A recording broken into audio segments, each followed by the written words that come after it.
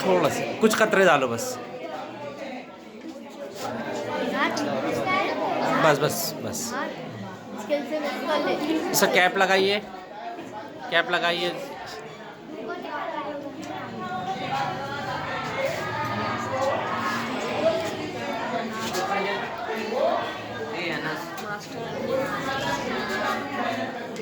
चलिए लिटमस कागज़ दीजिए इनको।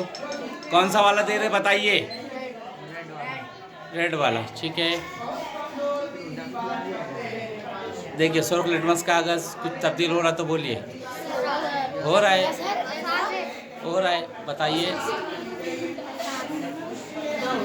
कौन से रंग में तब्दील हुआ है? ब्लू में। तो फिर ये तेजाब है या असास है? फिर असास है। और नीला लिटमस कागज़ देखो, नीला लिटमस कागज़ तो तब्दील हो रहा है कि देखो,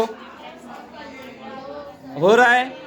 नहीं, इसका रंग तब्दील नहीं हो रहा। नीला वाला नीला रह रहा है और सुर्ख वाला भी नीला हो जा रहा है। तो ये क्या है? फिर असास है। चलिए आइए।